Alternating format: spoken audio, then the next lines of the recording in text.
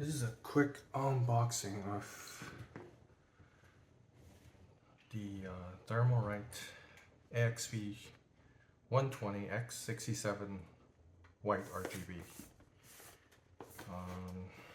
Well, the reason I purchased this was for a small form factor build. I might as well make a video on this and see what's in the box. As you can see, I just took out the accessory box. But before I open the accessory box, there's just, a few main components in here. One of them is the slim 120mm RGB fan. The other one is the cooler itself. Pretty good finish. Make sure you peel this off before you install, and that's it in the box. But with that said, inside the accessory box, there's few things I like to mention about the accessory box. Now, the AMD stuff, I have installed this before. It's actually very intuitive. It's very easy to do, and obviously I can just show you what's in the box. But so an AMD install, you just take out the two plastic brackets that was originally installed on the motherboard. Put these spacers on it, and then you grab one of these AM4, but it's also good for AM5. These are a little, support, I suppose, and then put it down there, and then you put the screws in like that. Once you've done that, you take the cooler, you slap it on, you screw, you put the fan on, you put your little clip-on on, and that's pretty much it. Obviously you have to plug in this to your motherboard and an RGB header, but that's that. Now, I made a mistake on an Intel build because on Intel bits there's quite a bit of accessories. Now, on an Intel build, I also noticed there's a little back plate. Now, the mistakes I made was that you see there's some what do you call it? Little spacers in here and there. Well, so for this version, you have to put the spacer in. So quickly to demonstrate how the spacer works is that you'll put that in there, right? But you can't just slap this onto motherboard right away. You have to use a spacer. If not, that might damage your motherboard, obviously. And what's a spacer? It actually makes your install easier because this doesn't fall off. Just gonna quickly kind of show you the spacing. So you got the LJ1700 spacing, and you got the 1150 or 51 spacing for your motherboard. This is crucial, right? I've damaged motherboard like that before, so I'm going to pop everything in quickly, just kind of demonstrate how it's being mounted.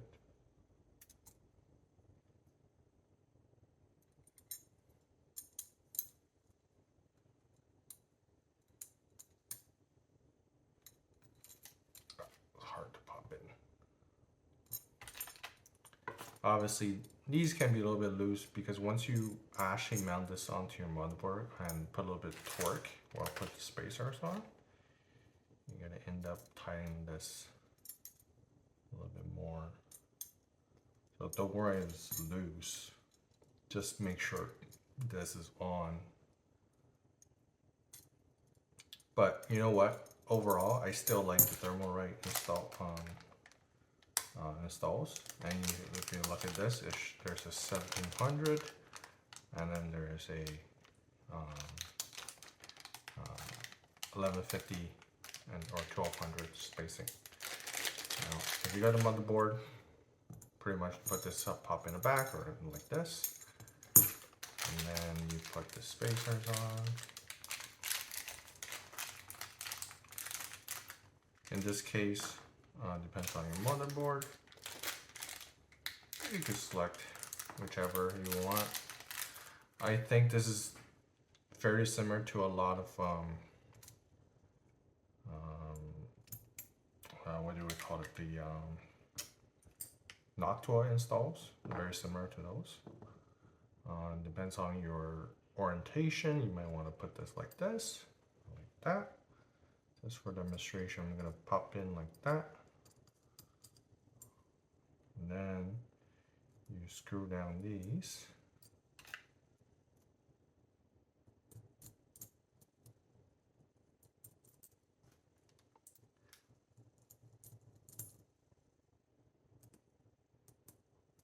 Just like that. Obviously you torque it down. And you take your cooler. You pop it in. I mean, it depends on your orientation, how you want it oriented, depends on how your motherboard is designed, how your case is designed, how your RAM is laid out. You might want to orient it this way, or you might want it to go this way. It's very intuitive. And one big thing about this cooler, I have used multiple versions of this, is that, let's say install that, and you got a little bit more spacing. Let's say, you know, like this is good enough, right?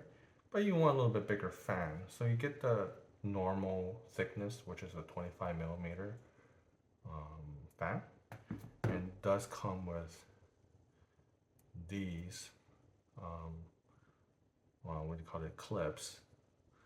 And you can just rip them out. You get a thicker fan, you clip them like that. And there you go. You're probably able to put, you know, Noctua or any whatever fan you feel like to use. I like Arctic cooling fans and Noctua fans, but to be honest, Noctua is a little bit too expensive. But you know what? If you're, you know, into the small form factor quiet build, this is probably one of your options. So I have already mounted these mechanisms on a different video. I'm just gonna wanted to show you how you can orient your cooler, you know, on an AM4 platform, right? Depends on what sort of height you're encountering to. So see how this is kind of too low. So if you actually screw this down a little bit, hopefully LTT screwdriver will fit. If not, you may want to get a normal screwdriver. Let's come back in. So I got my normal screwdriver. Now obviously you see this. I think this is going to interfere with the height. I'm going to actually slowly screw it down to see if it's actually able to mount properly.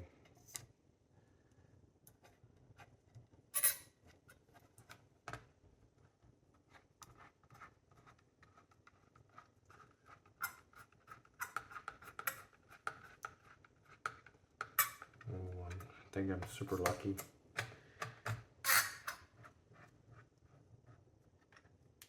Barely any spacing. Barely.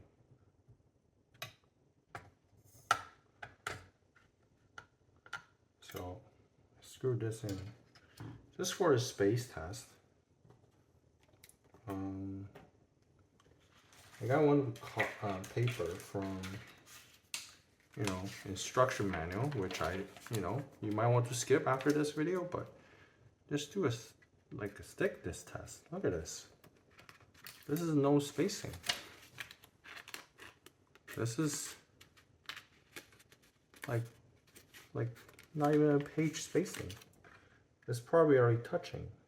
So if you're running the problem of installing this particular one, especially with such a low height, you might want to turn it around. Obviously, when you do turn this around, you got to make sure you have low profile RAM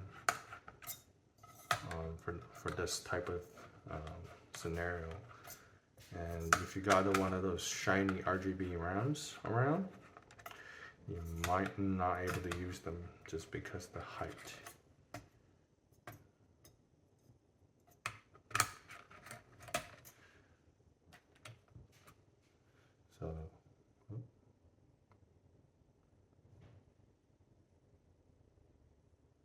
So if you got one of these, you turn it around, and you're gonna look at the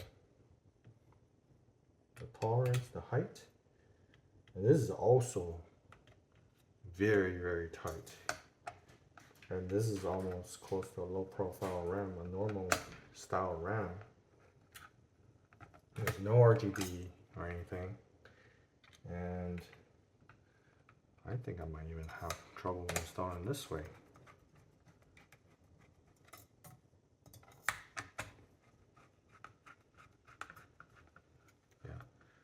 Yeah, I'm definitely hitting the run right now. I'm not even screwing down. So for this particular cooler, you really want to make sure you got some low profile RAM, or at least, you know, test fit before you actually put thermal paste and install this cooler. And chances are you might have to return it if you're not able to get it to fit. But in my case, I'm pretty lucky because I can orient it this way. And I think, you know, I might just do this. Obviously I have two of these, and it's gonna be in the next video. It's gonna show you the difference if you swap their fans. So I have a case, basically, you know, have a spacing for this type of combination. A thin cooler with a thick fan, like so. Let's have this oriented this way. Let's go like that. And a thick cooler with a thin fan. And that's kind of my dilemma. I think the height on this will give, you know, it will barely fit, but there is plenty of space to fit this one. And I'm gonna run to a dilemma whether or not if this is gonna be performing just as well as this one with a slim fan. There'll be something interesting to find out, which I'm gonna just pop on to this AM4 platform, just test out the temperatures. But yeah.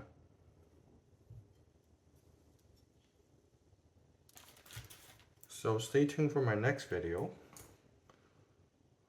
about, you know, these two coolers interchanging